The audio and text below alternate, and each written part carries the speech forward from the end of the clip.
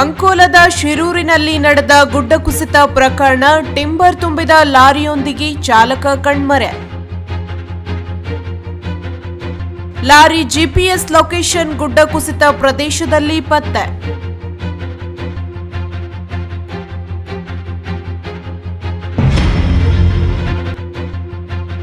ಜೊಯ್ಡಾ ರಾಮನಗರದ ಜಗಳಪೇಟ್ನಿಂದ ಕಟ್ಟಿಗೆ ತುಂಬಿದ್ದ 12 ಚಕ್ರದ ಲಾರಿ ಕೇರಳಕ್ಕೆ ಪ್ರಯಾಣಿಸುತ್ತಿತ್ತು.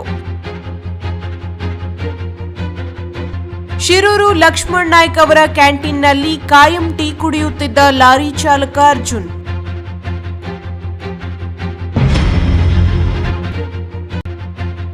ಮಂಗಳವಾರ ಬೆಳಗ್ಗೆ 4 ಗಂಟೆಗೆ ಗುಡ್ಡ ಕುಸಿತದ ಸ್ಥಳದಲ್ಲಿಯೇ ಲಾರಿ ತಂಗಿದ್ದ ಬಗ್ಗೆ ಮಾಹಿತಿ. ಲಾರಿ ಸಮೇತ 30 ವರ್ಷದ ಚಾಲಕ ಅರ್ಜುನ್ ಗುಡ್ಡ ಕುಸಿತದಲ್ಲಿ ನಾಪತ್ತೆಯಾಗಿರುವ ಶಂಕೆ.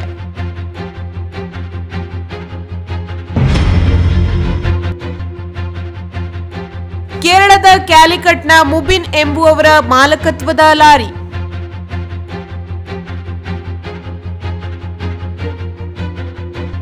ಜಿಲ್ಲಾಡಳಿತ ಸಂಪರ್ಕಿಸಿ ತ್ವರಿತ ಕಾರ್ಯಾಚರಣೆ ಮಾಡುವಂತೆ ಮನವಿ ಮಾಡಿರುವ ಅರ್ಜುನ್ ಕುಟುಂಬಸ್ಥರು.